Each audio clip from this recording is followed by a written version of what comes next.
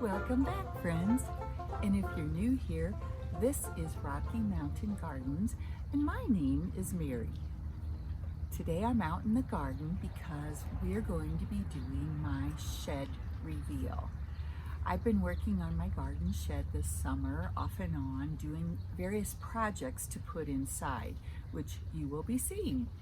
And guys, we're going to take a look first at the before, which I filmed in February before I painted my shed door a blue color.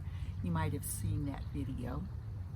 And so we'll do the before, and let's see that now. All right, so let's go on into my shed and take a look.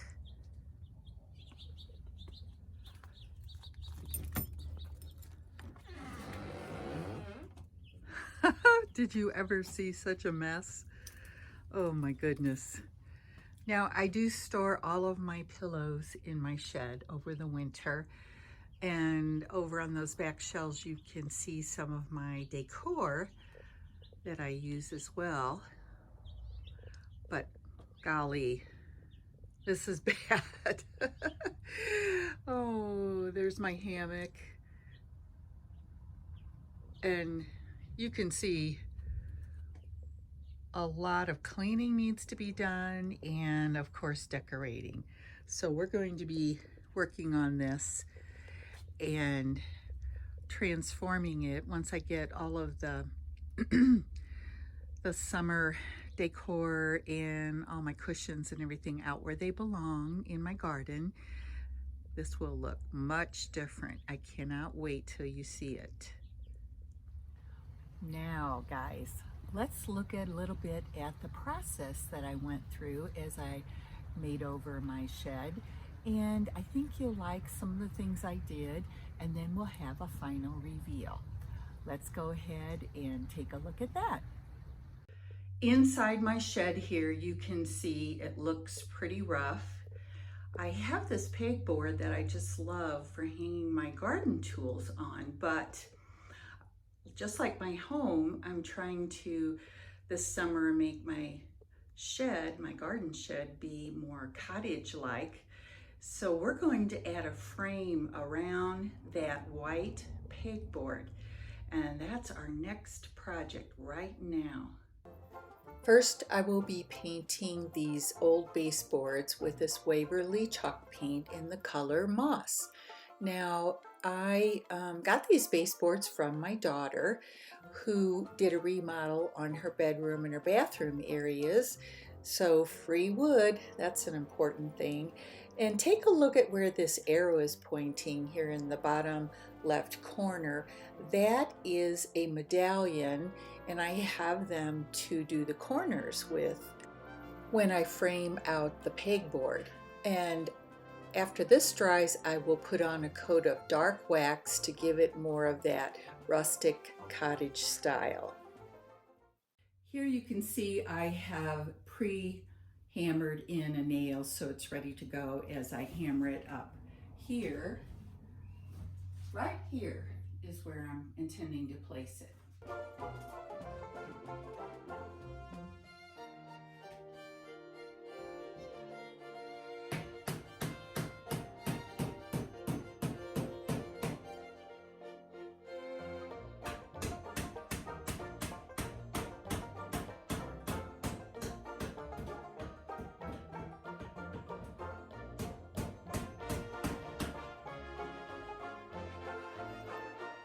Watch for the arrow in the top right of the screen. That is where I will be attaching the medallion that I talked about earlier, and it will fill in that space. And then this is a great way to do corners without having to miter. Here's my next shed project. I had these shelves installed by my handyman about 3 years ago when I first got my shed. And I really didn't do much with them. I left the wood bare, except I painted the edges green and purple on each one. And I did use my sander to try to remove some of that color. On this top one that I just finished, I went over the leftover color, the green, with my stain. And you know, I'm going for like a very rustic look here in my shed. Rustic glam, or shabby chic, I guess, more. But here is the stain that I am using, this Minwax Poly. It's called Poly Shades, and what I like about it, it is a one-step product. It stains and it covers your shelf or your object with polyurethane at the same time. So it's a really quick and easy way to stain. Now we'll get busy and finish up these shelves. Here I'm using an old file folder as a mask to prevent any of the stain getting onto my white wall. Here's a quick look at my finished shelves. I think they turned out pretty nicely. I'm really happy with this look of sort of a medium dark wood in my shed.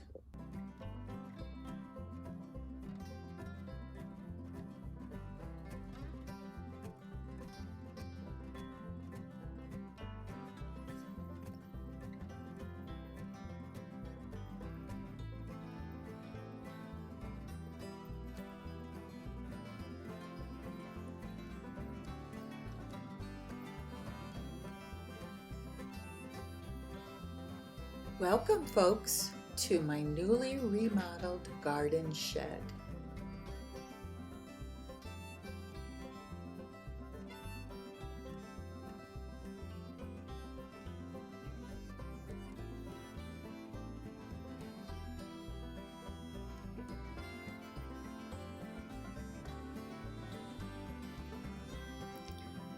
There's my framed up pegboard. It looks so much nicer than before.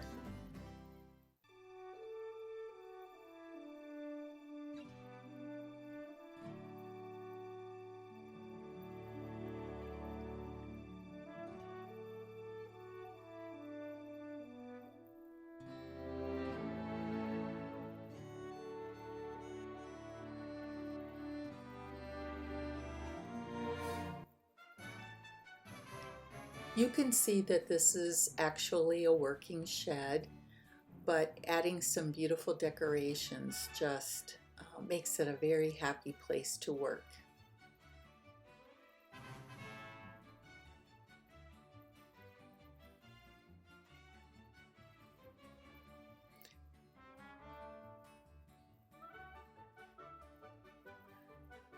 Many of the things that you see here are thrifted.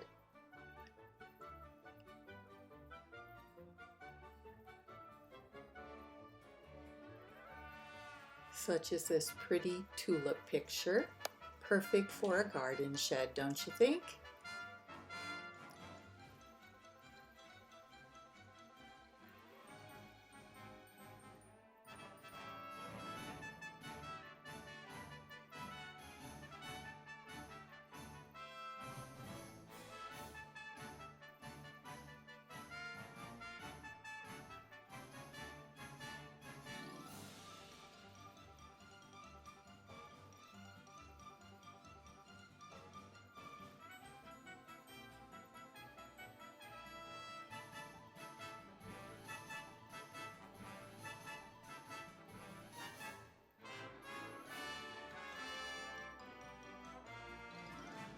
Baskets from my daughter that she no longer wanted.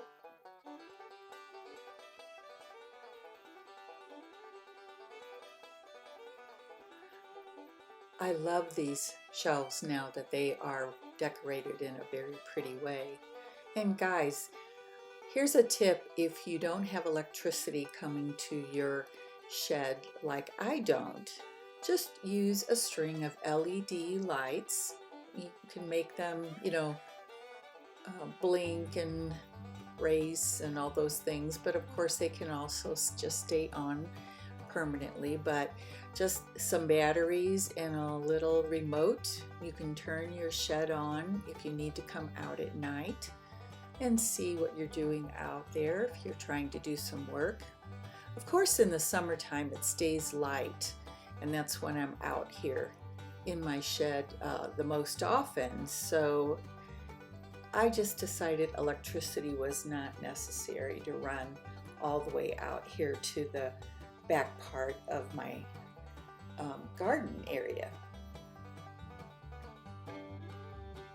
I've just collected all these little items over the years, and some are from thrifting opportunities and others are just things other people didn't want, friends or relatives.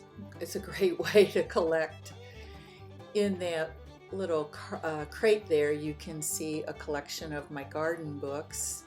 Here's my garden journal that I made earlier in 2021, right after Christmas, and my seed box that I also made from scratch. So cute and looks very vintage. I just love that seed box. I do have a video on how to make a seed box like that if you're interested. Any questions about what I've done here? Just be sure to make comments down below and I will be happy to help you out or answer anything that you would like to know have a question about. And guys, don't forget to come back next week because we're going to be having lots and lots of fun again here at Rocky Mountain Gardens. This is Mary signing off and saying so long until next Friday. I can't wait to hear from you guys. And don't forget to like this video. Thank you.